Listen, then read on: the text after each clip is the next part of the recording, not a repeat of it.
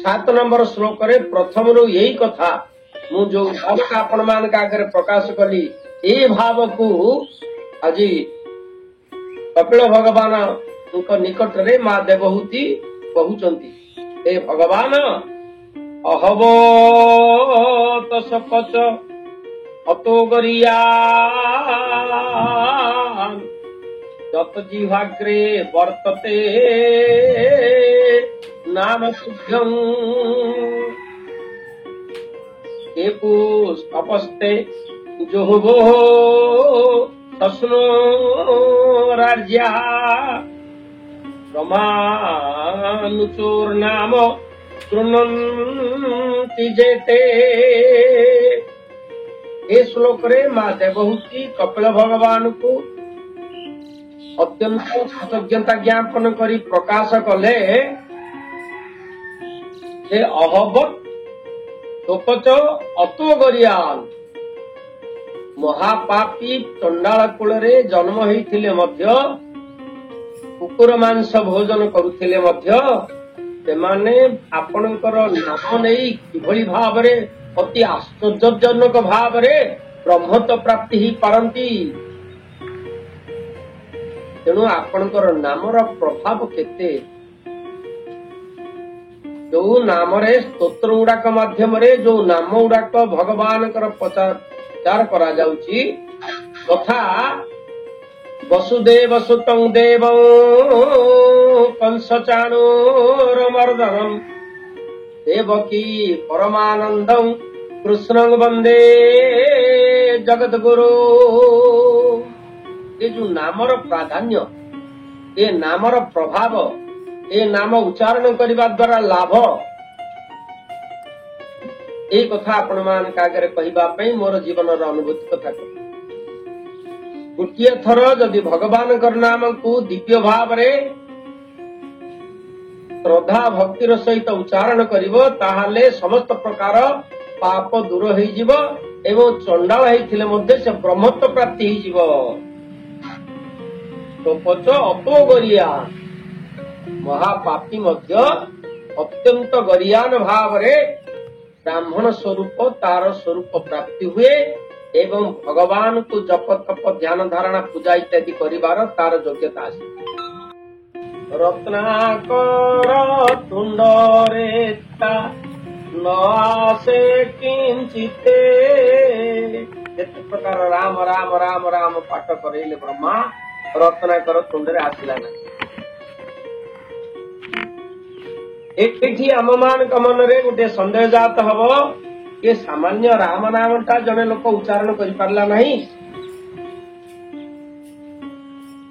यह सत्य जने राम नाम कृष्ण नाम गोविंद नाम उच्चारण करि पारला एते कथा श्रवण करिवा परे कपिल भगवान नामर महात्म सत्संगर महात्म वेदाध्ययनर महात्म ए सब कहिला परे मध्य आम मानकर मन भितरे ताहा कौनसी प्रतिक्रिया जात करि पारु नाही कारण से भलिया फाउंडेशन से भलिया पूर्व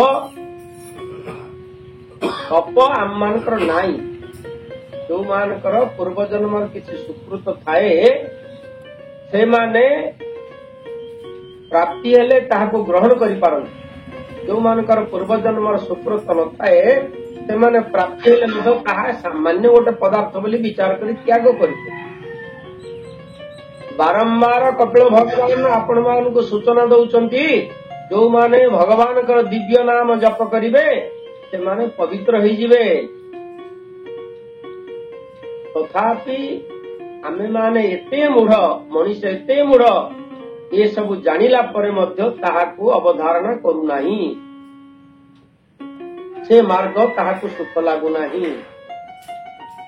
टीवी देखिबारे हमर जेतिकी समय कटुची मॉर्निंग वॉक रे गला बेले जेतिकी समय कटुची अन्य मानक सहित चा खटी रे ठिया होई गप करिबारे जेतिकी समय कटुची समय वर्तमान हमर सरू नाही आमे विजार होउचे जो अवसर प्राप्त लोक माने अछंती वय प्राप्त लोक माने अछंती वयसाधिक लोक माने अछंती से माने विचार करूछन्ती समय किमिति सरीबो କାରଣ ସମୟ କାଟିବା ପାଇଁ ସେମାନଙ୍କୁ ବାଟ ନ ମିଳିବାରୁ ଟିଭିଟାକୁ ଚାହିଁକିରି ବସୁଛନ୍ତି, ଯାଉଥିବା ଲୋକକୁ ଡାକିକିରି କଥା ହଉଛନ୍ତି ଏବଂ ଅନ୍ୟାନ୍ୟ ଗ୍ରାମ୍ୟ କଥାରେ ସେମାନଙ୍କ ଜୀବନ ଯାପନ ହଉଛି।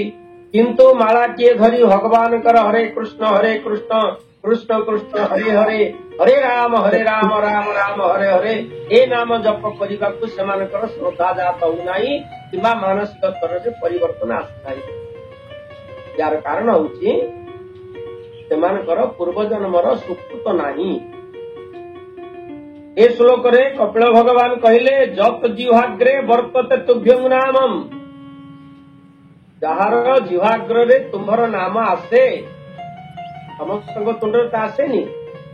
ମା ଦେବହୂତି କହିଲେ ପ୍ରଭୁ ଆପଣଙ୍କର ନାମ ଯାହା ତୁଣ୍ଡରେ ଆସେ ଏହା ସତ୍ୟ ଯେ ସିଏ କେତେ ଭାଗ୍ୟବାନ ଏବଂ ସିଏ ସମସ୍ତ ତପସ୍ୟା ପୂର୍ବ ଜନ୍ମରେ କରିସାରିଛି, ସେ ସମସ୍ତ ଯଜ୍ଞ କର୍ମ କରିସାରିଛି, ସେ ସମସ୍ତ ତୀର୍ଥ ସ୍ନାନ କରିସାରିଛି, ସେ ଅତ୍ୟନ୍ତ ଆର୍ଯ୍ୟ ଅର୍ଥାର୍ଥ ଉନ୍ନତ ଜୀବନ ଯାପନ କରିଛି ଏବଂ ସେ ବେଦାଧ୍ୟୟନ କରିଛି।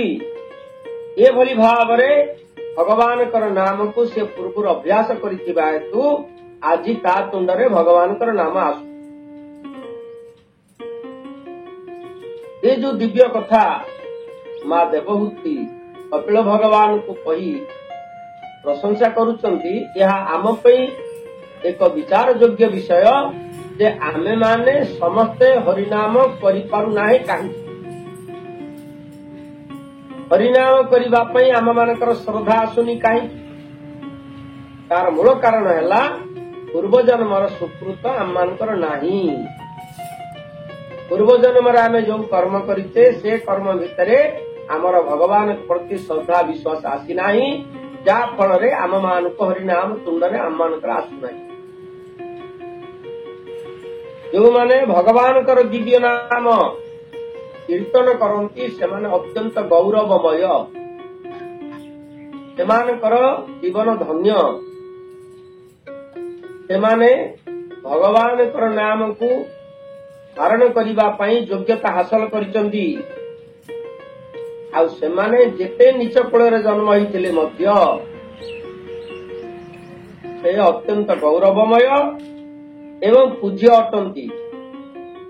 ଯଦି ଜଣେ ଚଣ୍ଡାଳ ଭଗବାନଙ୍କର ନାମକୁ ଜପ କରୁଛି ତାହେଲେ ତାହାକୁ ବ୍ରାହ୍ମଣ ମାନେ ମଧ୍ୟ ପ୍ରଣାମ କରିବା ଉଚିତ, କାରଣ ସେ ବ୍ରାହ୍ମଣ ମାନଙ୍କ ଠାରୁ ଉଚ୍ଚ।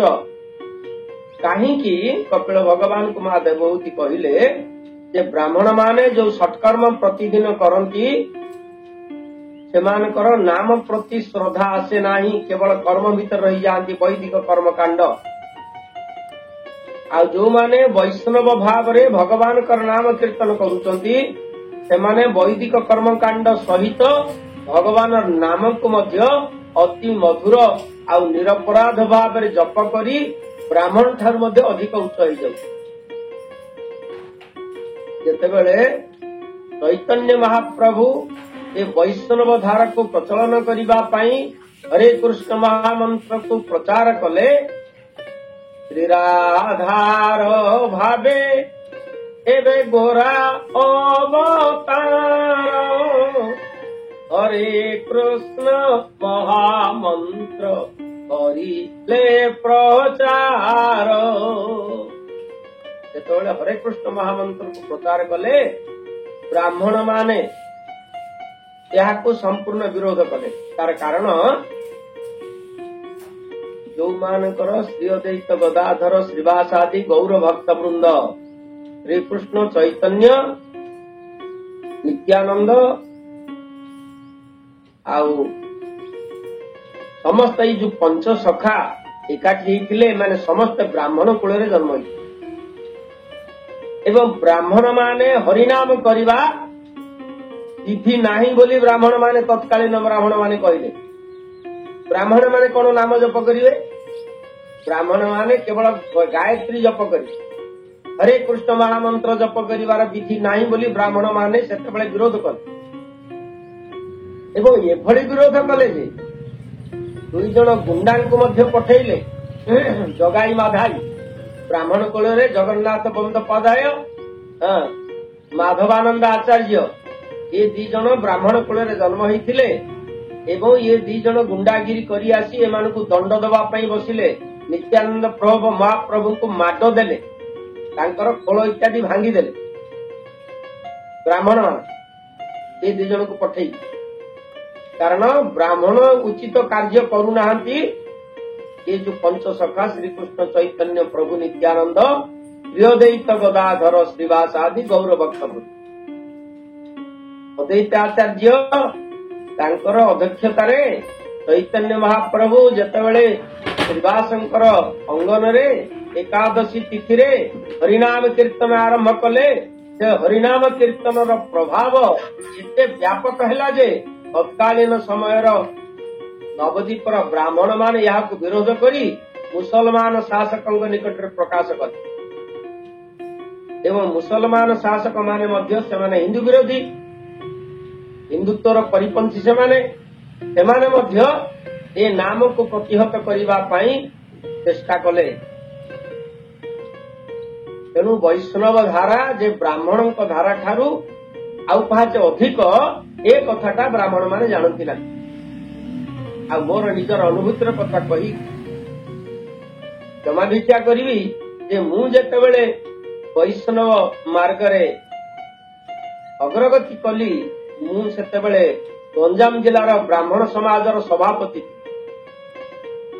गंजाम जिला ब्राह्मण समाजर मु सभापति थी एवं मते से माने बॉयकट कले कहले आउ तमे सभापति पे योग्य नुह कारण तमे पाहाचे तळुकु पळेलो मु सेमान को हसिकिर उत्तर देली मु पाहाचे तळुकु गली ना पाहाचे उपरकु गली एई कथा तांकु कहली कि चंडाल ब्राह्मण हए जदि हरि भजे ब्राह्मण चंडाल हए जदि हरि तेजे सूचना दी कहली जदि चंडाल टीए हरिभजन कला से ब्राह्मण पाल्टी जीव जदि ब्राह्मण उच्च कोटीर कूल जन्म ग्रहण करथिले मध्य उच्च कोटीर जीवन यापन करुथिले मध्य जदि हरिभजन करे नाही से ब्राह्मण रूपक ब्रह्मचंडाल ये हूँ वैष्णव धारार पराकाष्ठा आ वैष्णव माने होउछंती देव पूज्य जो माने वैष्णव अर्थात नारद हरिनाम कीर्तन करुछंती से कोन ब्राह्मण कटारु सान वशिष्ठ विश्वामित्र देवल ये महामुनि ऋषि माने ब्रह्मर्षि माने सतत हरिनाम कीर्तन करती ये कथा को जी न बुझी पारे से यहाँ को भिन्न रकम भाव चिंता करो तेरे ये श्लोक रे माँ देवहूति कहले ए महाप्रभु जो माने हरिनाम कीर्तन करुचंती से माने तपस्या यज्ञानुष्ठान वेद पाठ तीर्थ स्नान इत्यादि सारी सारी चंती सेमानकर हेई जाइछि सेहि पई सेमाने हरिनाम कीर्तन करू आ जो माने हरिनाम कीर्तन करि पारथि सेमाने वेदाध्ययन यज्ञानुष्ठान तीर्थ स्नान इत्यादि करि नाहंती पूर्णता प्राप्ति ही नाही आ जो माने हरिनाम कीर्तन करूचंती सेमाने समस्त सत्कर्मर फल प्राप्ति समस्त सत्कर्मर फल हरिनाम रे मिले ता अर्थ जो माने हरिनाम कीर्तन करिवे सेतरे यज्ञर फल तपस्यार फल हरि तीर्थ स्नानर फल सबुजाक मिली जीवो एवं ए नाम दिव्य नाम उच्चारण करिवार तीन प्रकार भाव कथा एठी हमको सूचना देइचंती अपराध युक्त नाम निरपराध नाम आ शुद्ध नाम अपराध युक्त नाम काहाकु कहिबा निरपराध नाम काहाकु कहिबा शुद्ध नाम काहाकु कहिबा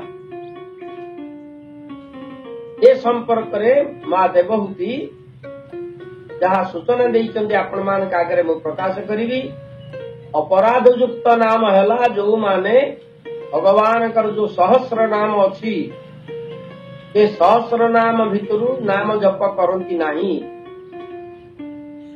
ସେମାନଙ୍କୁ ଅପରାଧ ନାମ କୁହାଯାଏ, ଅପରାଧ ଯୁକ୍ତ ନାମ।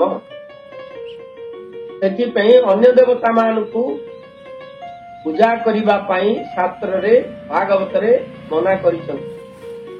କେବଳ ଭଗବାନ ହିଁ ହେଉଛନ୍ତି ସର୍ବଶ୍ରେଷ୍ଠ ଏବଂ ଭଗବାନଙ୍କ ସହିତ ସିଧାସଳଖ ଯୋଗାଯୋଗ ସ୍ଥାପନ ନ କରି ଯେଉଁମାନେ ଅନ୍ୟ ଦେବତା ମାଧ୍ୟମରେ ଭଗବାନଙ୍କ ନିକଟରେ ପ୍ରବେଶ କରନ୍ତି ସେମାନେ ସେହି ଦେବତା ମାନଙ୍କ ନିକଟରେ ରହିଯାଆନ୍ତି, ଭଗବାନଙ୍କ ନିକଟରେ ପ୍ରବେଶ କରିପାରନ୍ତି ନାହିଁ। ପୂର୍ବରୁ ଆମମାନଙ୍କୁ ସୂଚନା ଦେଇଛନ୍ତି ଯେଉଁମାନେ ବ୍ରହ୍ମାଙ୍କ ମାଧ୍ୟମରେ ଭଗବାନଙ୍କୁ ତପସ୍ୟା କରନ୍ତି ବା ଭଗବାନଙ୍କୁ ଜପ କରନ୍ତି, ବ୍ରହ୍ମାୟ ନମଃ, ଶଙ୍କରାୟ ଶିବାୟ ନମଃ, ଏଭଳି ଭାବରେ ସ୍ୱୟଂ ଭଗବାନ ବିଷ୍ଣୁଙ୍କର ନାମକୁ ଛାଡ଼ି ଅନ୍ୟ ଦେବତା ମାନଙ୍କର ନାମକୁ ଯେଉଁମାନେ ଜପ କରନ୍ତି ସେମାନେ ସେହି ଦେବତା ମାନଙ୍କ ସହିତ ଭଗବାନଙ୍କ ଦେହରେ ଲୀନ ହୁଅନ୍ତି। କିନ୍ତୁ ଯେତେବେଳେ ପୁନର୍ବାର ସୃଷ୍ଟି ସର୍ଜନ ହୁଏ ସେମାନଙ୍କର ଆଉଥରେ ଉତ୍ପତ୍ତି ହୁଏ। ଯେଉଁମାନେ ସିଧାସଳଖ ଭଗବାନଙ୍କ ନାମ ଜପ କରନ୍ତି ସେମାନେ ଭଗବାନଙ୍କ ସହିତ ଲୀନ ହୁଅନ୍ତି ଏବଂ ତାଙ୍କର ଆଉ ପୁନର୍ଜନ୍ମ ହୁଏ ନାହିଁ। ଏ କଥା ପୂର୍ବରୁ କପିଳ ଭଗବାନ ଆମକୁ ସୂଚନା ଦେଇଛନ୍ତି। ସେହି କଥା ମା ଦେବହୂତି କହିଲେ ଏ ହେଉଛି ଅପରାଧ ଯୁକ୍ତ ନାମ। ନିରପରାଧ ନାମ ହେଉଛି ଭଗବାନଙ୍କର ବିଷ୍ଣୁଙ୍କର ନାମ ଜପ କରିବା। ନିରପରାଧ ନାମ ଉଦାହରଣ ସ୍ୱରୂପ 1,000 ବିଷ୍ଣୁ ନାମ ଭିତରୁ 24ଟି ବିଷ୍ଣୁ ନାମ ହେଉଛନ୍ତି ଶ୍ରେଷ୍ଠ। ଯେଉଁମାନେ ଏ 24ଟି ନାମ ଭିତରୁ କୌଣସି ଗୋଟିଏ ନାମ ଜପ କରନ୍ତି ସେମାନଙ୍କୁ ନିରପରାଧ ନାମ ଜପ କରିବା କଥା କୁହାଗଲା। 1,000 ନାମ ଭିତରୁ 24ଟି ନାମକୁ ମହାତ୍ମା ମାନେ, ଦ୍ୱାଦଶ ମହାଜନ ମାନେ ଶ୍ରେଷ୍ଠତ୍ୱ ପ୍ରତିପାଦନ କରିଛନ୍ତି। ଏହି 24ଟି ନାମ ହେଉଛି ନିରପରାଧ ନାମ। ଏ 24ଟି ନାମକୁ ଯେଉଁମାନେ ଜପ କରନ୍ତି ସେମାନଙ୍କୁ ନିରପରାଧ ନାମ ଜପ କରିବା କୁହାଯାଏ। ଏବଂ ଦିବ୍ୟ ନାମ କଥା ତାପରେ ଆମେ ଚିନ୍ତା କରିବା। ଏ ସମସ୍ତ ନାମ ଭିତରେ ଦିବ୍ୟ ନାମ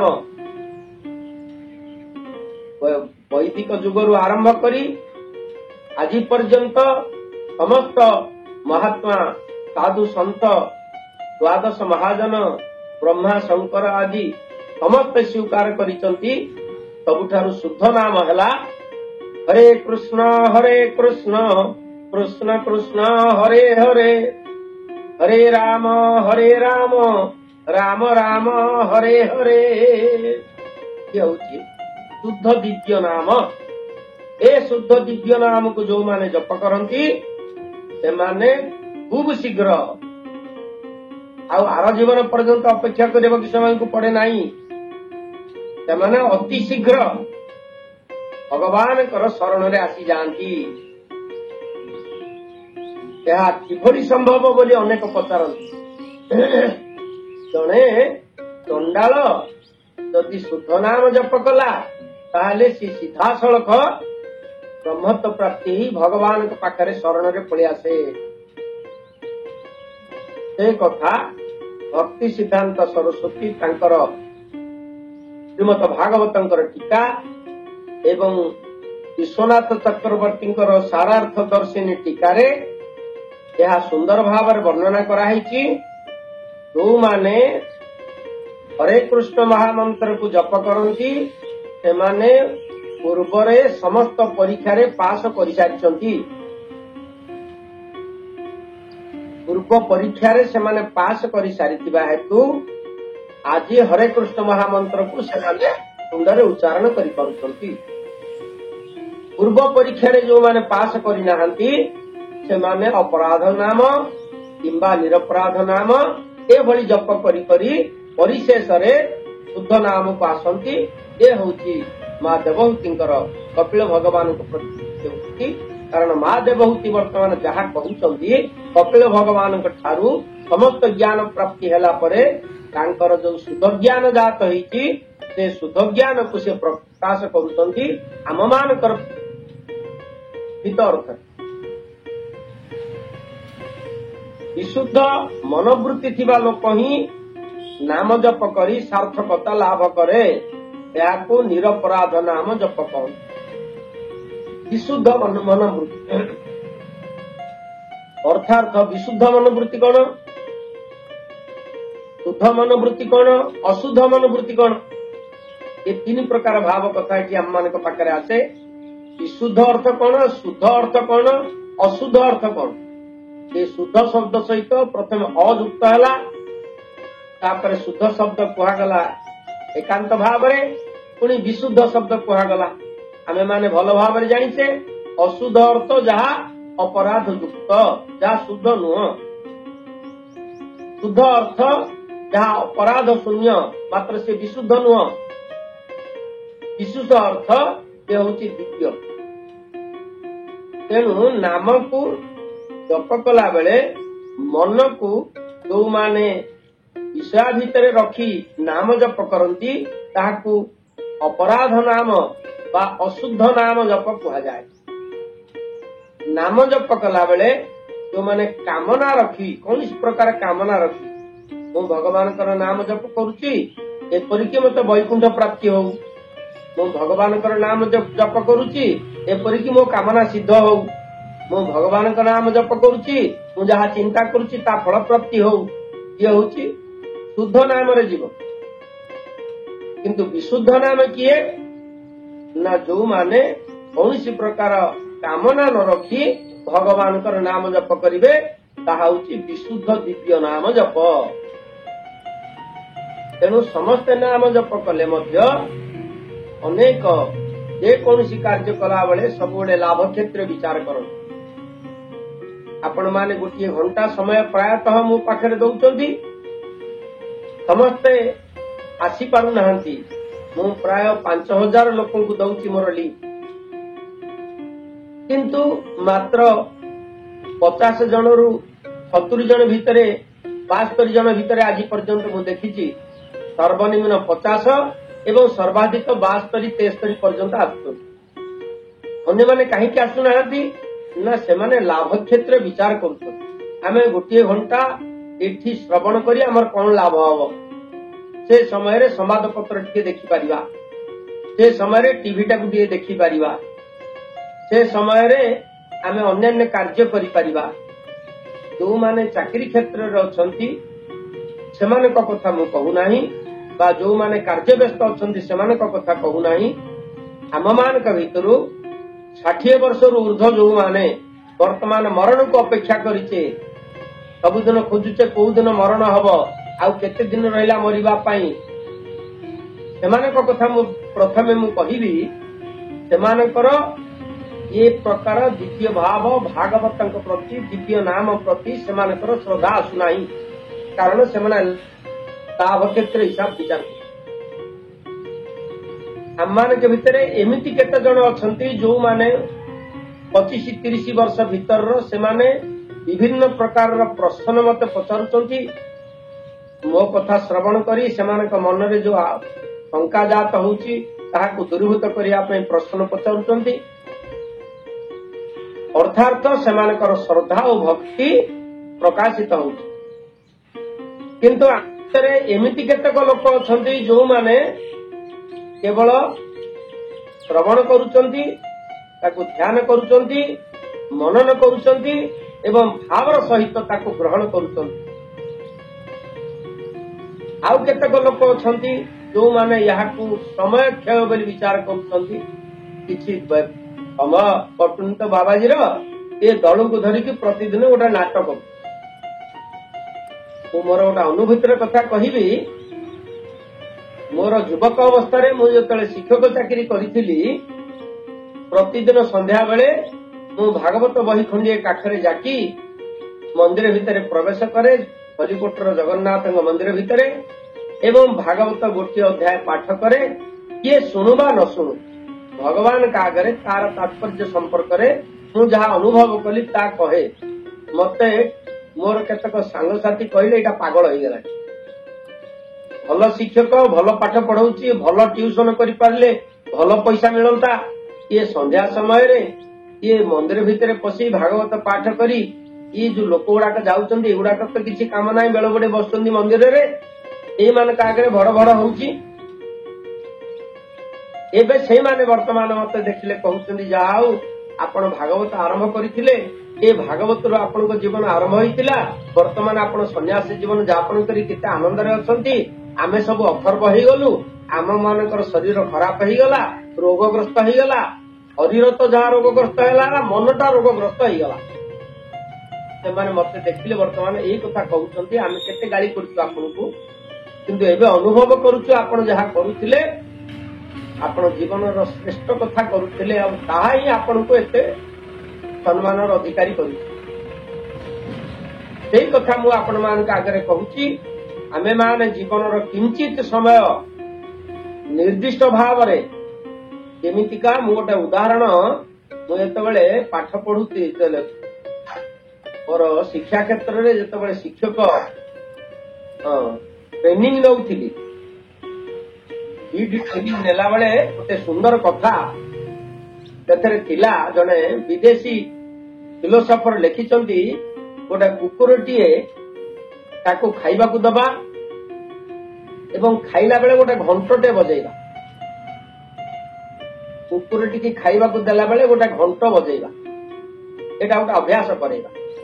ସେ ଗୋଟେ ଉଦାହରଣ ଦେଇକରି ଆମମାନଙ୍କୁ ବୁଝେଇଥିଲେ ତାଙ୍କର ବକ୍ତବ୍ୟ ମାଧ୍ୟମରେ। କୁକୁରଟିଏ ଭୋଜନ କଲା ବେଳେ କୁକୁରଟି ଖାଇବାକୁ ଦବା ଏବଂ କେମିତି ଖାଇବାକୁ ଦବା ନା ନିର୍ଦ୍ଦିଷ୍ଟ ଘଣ୍ଟା ମିନିଟ ସେକେଣ୍ଡ, ନିର୍ଦ୍ଦିଷ୍ଟ ଭାବରେ ଘଣ୍ଟା ମିନିଟ ସେକେଣ୍ଡକୁ ଲକ୍ଷ୍ୟ କରି କୁକୁର ଖାଇବାକୁ ଦବା ଏବଂ କୁକୁର ଖାଉଥିବା ବେଳେ ଗୋଟେ ଘଣ୍ଟଟେ ବଜେଇବା। କୁକୁର ଖାଇସାରିଲା ପରେ ଘଣ୍ଟଟିକୁ ବନ୍ଦ କରିଦେବା। ଏଭଳି କିଛି ଦିନ ଅଭ୍ୟାସ କରିସାରିବା ପରେ ଯେତେବେଳେ କୁକୁର ନିର୍ଦ୍ଦିଷ୍ଟ ସମୟ, ସେ ଜୀବ ହେଇଥିଲେ ମଧ୍ୟ ତାର ଗୋଟେ ନିର୍ଦ୍ଦିଷ୍ଟ ସମୟ ମଧ୍ୟ ଅଛି, ସେ ସେଇ ସମୟକୁ ଆପଣଙ୍କ ଘର ପାଖରେ ଆସି ପହଞ୍ଚିବ ଏବଂ ଆପଣ ଘଣ୍ଟା ବଜେଇବାକୁ ଆରମ୍ଭ କଲେ ତା ପାଟିରୁ ଲାଳ ବୋହିବା ପାଇଁ ଆରମ୍ଭ କରିବ। ତାକୁ ଖାଇବାକୁ ନ ଦେଇ ତାକୁ ଖାଲି ଘଣ୍ଟା ବଜେଇବା, ଆପଣ ଦେଖିବେ ତା ପାଟିରୁ ଲାଳ ଯାକ ବୋହିବ। यार कारण है अभ्यास, ठीक समय ठीक अभ्यास करवाटा हूँ एक प्रकार तपस्या। तेणु आमे माने आपण मान आगे ठीक समय ठीक भाव भगवान दिव्य कथा कहबार जो संकल्प करी आपण मान को सूचना दउची, मु एबे अनुभव करुची जे आम भितर केते जन को निशा लागी गलानी। एमिति निशा लागी जाइची जे कौन सी दिन मु बंद कले कौन सी कार्यवशतः से माने मते टेलीफोन करी दुख प्रकाश करूचंती, आज काई भल लागू। यही माने होउचंती वर्तमान जेमिति शंकर भगवान, नारद आमर चैतन्य महाप्रभु एमाने जेमिति निशा खाई देइथिले भगवान दिव्य नाम रे श्रीमद अर्थात भगवान दिव्य नाम लीला गुण को एमाने एभली भाव रे पान कर देइथिले जे सेमानकर कोन हैला, किछि खाइथिले काशी किछि खाइथिले नारद ऋषि बाई मन हो, किछि खाइले नदिया शशि बाई मन हो। ये जो निशा कथा आपण मान को कहूची भागवतर निशा, भगवान कर निशा। किछि खाइथिले काशी किछि खाइथिले नारद ऋषि बाई मन हो, किछि खाइले नदिया शशि बाई मन हो। किछि काशी विश्वनाथ खाइले बा शंकर भगवान, किछि नारद ऋषि खाइले, किछि नदिया शशि चैतन्य महाप्रभु ए निशा को सेवन कले। कौन हैला, निये हेले पागल तुमिरे कहार नथिला चाल बाई मन हो, हे तो हरि नाम रे प्रबल बाई मन हो। शंकर भगवान सबु त्याग करी श्मशान रे आसी अवतारण कले। भूत प्रेत मान को साथी रे धरी समस्त सौभाग्य को त्याग करी श्मशान रे अवतारण। निये हेले पागल।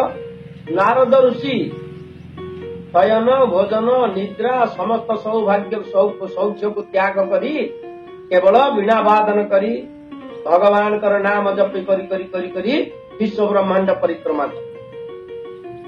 आ चैतन्य महाप्रभु संसार त्याग करी हरिनाम कीर्तन करी उन्मत्त भाव रे भगवान कर नाम प्रचार करी करी ए जगत को उद्धार करबा पई प्रयास कले। से होची नामर प्रभाव, ये होची दिव्य नाम जपर प्रभाव। मां देवहूति पुनर्बार कहले ए नाम प्रभाव रे अनेक अनेक चंडाल मध्य दृष्टांत एभली भाव रे अछि जे हरिदास ए भगवान कर आमे माने गोटे दृष्टांत नवा नामर प्रभाव चंडाल किभली भाव रे ब्राह्मण रूप रे परिगणित हुए ए कथा को लक्ष्य करी आमे माने गोटे दृष्टांत नवा। चैतन्य महाप्रभुंकर समयर कथा चंडाल कूल रे जन्म ग्रहण करथिले हरिदास गगन कूल रे जन्म ग्रहण करथिले हरिदास एवं हरिनाम महामंत्र को से जप करुथिले। गगन कूल रे जन्म करिथिबा हेतु हरिनाम जप करिबा तांकर अपराध बोली तत्कालीन मुसलमान शासक तांको तागिद कले तमे हरिनाम कीर्तन करि परिबो नाही कारण तमे मुसलमान कूल रे जन्म ग्रहण करिछ। जदि आम कथा को अमान्य करिवो तुमको दंड दिया जीवो। हरिदास ठाकुर ताको आनंदर सहित ग्रहण कले मते टिकी टिकी करी काटी दबो सिना मो शरीर रे प्राण थिबा पर्यंत मोर जीवारे हरिनाम कीर्तन होउथिबो। ए बळी भाव रे जेतबेले दृढ़ता प्रकाश कले हरिदास दुई जन सैनिकों द्वारा तांको प्रहार करिबा पई मुसलमान शासक निर्देश देले तुमे जदि सेमानको हरिदास को पिटी पिटी के न मारी पारिबो मु तुमको पिटिकिरी मारदे। तेणु से मुसलमान शासकंकर निर्देश रे दुई जन मुसलमान सैनिक अत्यंत कठोर भाव रे कोरडा प्रहार कले हरिदास जेतबेले कोरडा रे प्रहार करूचंदी 22 बजार रो नदिया नवदीपर 22 बजार कथा आपण मानकु कहूची। 22 बजार रो सर्वसाधारण स्थान रे प्रहार कले हरिदास ठाकुर। हरिदास ठाकुरंकर शरीर रे कोरडा प्रहार बाजिबा सहित से आनंद रे उन्मत्त भाव रे नृत्य करी कीर्तन करने को लगे हरे कृष्ण कृष्ण कृष्ण हरे हरे हरे राम राम राम हरे हरे। से जेते जोर रे बाड़ौ थांती सेते जोर रे हरिनाम कीर्तन बाड़े बाड़े हालिया हो गले। दुई जन सैनिक टिके हेले तांको देह रे खंडिया हला नाही एवं तांकर कौनसी प्रकार प्रभाव पकेला नाही। ए दंड शेषरे से माने हरिदास ठाकुर के निकट रे हाथ जोड़ी प्रार्थना कले हरिदास तमे यदि न मरिबो ताहाले मुसलमान शासक आमको बाड़े बाड़ी मारदो तो या करी भाई मुंडिया मारुछु तुमको तमे टिके मरी जा। हरिदास ठाकुर टिके हसिले एवं से तांको देहरु प्राण छाड़िया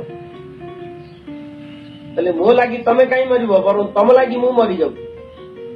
ए तो कही हरिदास शरीर प्राण छाड़िया जेमती प्राण छाड़ीगला रास्ता रे मरी पड़ी कुकुरटा को म्युनिसिपालिटी लोक माने जेमती गोड़टा को धरी टाणी टाणी टाणी टाणी नहीं नाल नर्दमा रे फिंगी दियंती सेही भली भाव रे हरिदासंकर दुईटी जाक गोड़ को धरी घोषारी घोषारी तांकर मृत शरीर को आनी मुसलमान शासन को आगे पकई देले कहले हे महाराज वर्तमान बाड़ी बाड़ी मारदे।